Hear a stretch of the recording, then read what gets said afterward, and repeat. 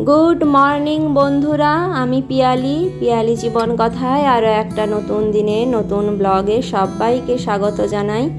काछे दूरे जे जेखान थेके आमार भिडियोटा देखछो आशा करी तोमरा सबाई भालोई रयेछो।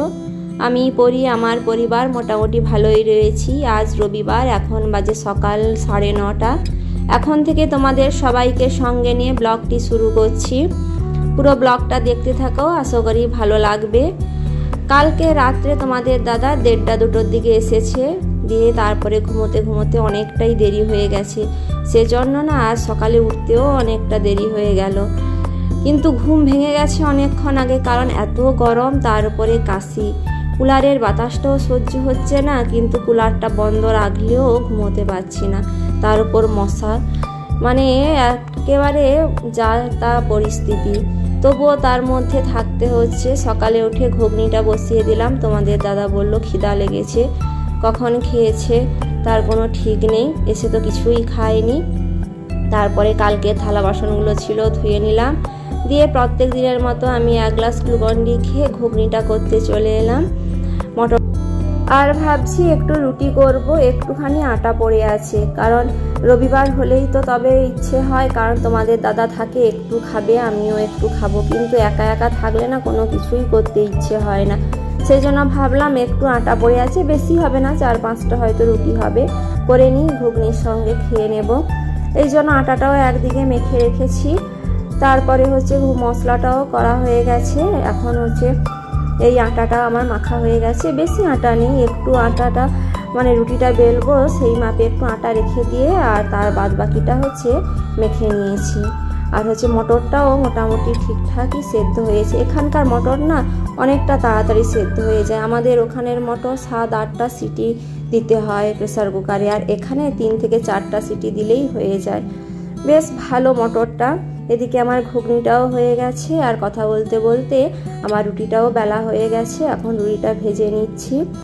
একটা সময় না আমি কোনো রুটি বেলতে ভাজতেই পারতাম না। দেখো মোটামুটি এখন রুটিটা কি সুন্দর ফুলছে, মোটামুটি এখন করতে পারি, পরিস্থিতি সমস্ত কিছু শিখিয়ে দিয়েছে। তারপরে হচ্ছে তোমাদের দাদাকে খেতে দেব বলে ঘুগনিটা বেড়ে নিচ্ছি, আমিও না খেয়ে নিয়েছি। পরি এক্ষুনি উঠেছে, কারণ 11টা না বাজলে ওর ঘুমই ভাঙে না। তারপরে ভাবলাম বেকার বসে থেকে লাভ নেই, অনেক জামা কাপড়, 2 দিন গিয়েছিল মানে তো তোমাদের দাদার কত জামা কাপড়, তারপরে ডিউটি ড্রেস আছে, তারপরে শরীরটাও না সেরকম একেবারে ভালো নেই, এত কাশি হচ্ছে, কেসে কেসে হচ্ছে, পুরো বুক পেট ব্যথা হয়ে গেছে। সেই জন্য ভাবছি আস্তে আস্তে করে কাজগুলো করে নিই, তার উপরে এত গরম। সেই জন্য ডিউটি ড্রেসটা আলাদা ঝাঁকালাম, কারণ হচ্ছে অন্যান্য জিনিসপত্র যদি রং ওঠে, ডিউটি ড্রেসে রং লেগে গেলে না একেবারে মানে খুব খারাপ হয়ে যাবে। কোনটায় রং উঠবে না উঠবে তো বুঝতে পারি না। সেই জন্য সেটা আলাদা বালতিতে করেই আমি হচ্ছে মানে ভিজিয়ে রাখি। তারপরে আর সমস্ত জিনিসপত্র একসঙ্গে একটা গামলায় করে হচ্ছে ভিজিয়ে রাখলাম।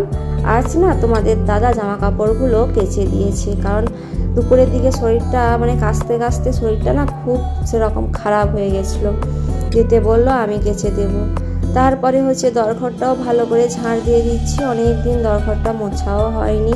আর এই কাশির জন্য না কোনো কিছুই করতে ভালো লাগে না, আর এই জন্য আজকে ভিডিওটা না সেরকম বড়ও করিনি, মোটামুটি যেটুকু না করলে নয় সেইটুকুই করেছি।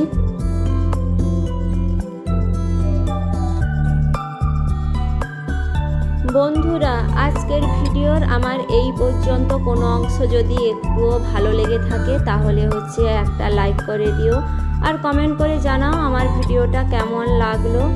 আর যারা নতুন বন্ধু আমার ভিডিওটা দেখছো তারা একবার চ্যানেলটা সাবস্ক্রাইব করে পাশে থাকা বেল আইকনটা প্রেস করে দাও, দিয়ে যাতে নোটিফিকেশানটা ভিডিও আপলোড করলেই চলে যায়। আর তোমরা পুরোটা ভিডিওটা একটু দেখার চেষ্টা করো, স্কিপ করে দেখো না, এতে না আমারই ক্ষতি হয়। তারপরে হচ্ছে আজ যারা আমার চ্যানেলটা সাবস্ক্রাইব করে দিয়েছো তাদেরকে তো অসংখ্য ধন্যবাদ। অনেক দিদি ভাই বোনেরা আমার পাশে আছে, আমিও সবার পাশে আছি। এরপরে না পরীকেও একটু পড়িয়েছি, তারপরে হচ্ছে খাওয়ালাম রুটি আর ঘুগনি, বেশি একটা খাইনি, দিয়ে রান্না করব বলে চলে এসেছি। এইগুলো কাজকর্ম তো করতেই হয়, পরীকে একটু পড়াতে না বসালেও হয় না, একটু পড়াতে বসালে তবুও পড়তে ইচ্ছে হয় তার। দিয়ে এখন না বেশি কিছু করব না, ঘুগনিটাও আছে, তারপর না গ্যাসটাও শেষ হয়ে গেছে, ভাতটা হয়েছে আর ঢ্যাঁড়সের তরকারিটা হয়েছে, দিয়ে গ্যাসটা শেষ হয়ে গেছে। দিয়ে তোমাদের দাদাকে বলতে ইন্ডাকশানটা বের করে দিতে মূলাটা ভাজছি আর উচ্ছাটা একটু ভাজবো, বেশি নেই, একটু উচ্ছা আছে। ভাজার পরে হচ্ছে তারপরে বিকেলের দিকে যদি গ্যাসটা নিয়ে আসে, কারণ হচ্ছে এখন তো গ্যাস আনতে গেলে হবে না, এখন প্রায় 2টো বাজতে যায়, সেই জন্য বলছি এই মূলাটা ইন্ডাকশানে ভেজে নিই, তারপরে হচ্ছে বিকালে তখন নিয়ে আসবে।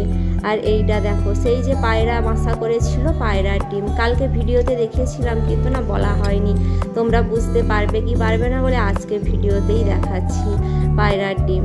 এখন হচ্ছে 8টা বাজে, সন্ধে 8টা। পিৎজা এনেছে, পরি কয়েকদিন ধরে বলছে খালি পিৎজা খাবে। দিয়ে তোমাদের দাদা কর্ন পিৎজা এনেছে, চিজ আর কর্ন আছে, আর বেশি কিছু নেই, বেশ ভালোই টেস্ট লাগছে, আমরা সবাই একটু একটু করে খেলাম। দিয়ে তোমাদের দাদা বাজার গেছিলো, দিয়ে একটু মাছ হয়ে এনেছে, আর হচ্ছে এখন মাছের ঝোল করব, আর না বেশি কিছু করব না। আর পটলগুলো পড়েছিল, সেইগুলো একটু পেঁয়াজ দিয়ে ভেজেছি, আর বেগুনটা পুড়ছি। আর কি আর করব, প্রত্যেক দিন না দিনের পর দিন একই খাবার খেতে খেতে আর ভালোই লাগছে না। ঠিক আছে বন্ধুরা, আজকের ব্লগ এই পর্যন্ত, ব্লগটা আর বড় করব না, শরীরটাও ভালো নেই, তার উপরে না কালকে পরির জন্মদিন, এই জন্য ভাবছি কালকে সকাল থেকে উঠে একটু কাজকর্ম আছে, এই জন্য আর বড়িটা একটু ভেজেছি। ঠিক আছে বন্ধুরা, আর দেখো পরি কি বদমাশি করছে, এখানে পেন নিয়ে পড়বে বলে বসেছে, পেন নিয়ে গোটা গা হাত পায়ে লিখছে। ঠিক আছে, টাটা।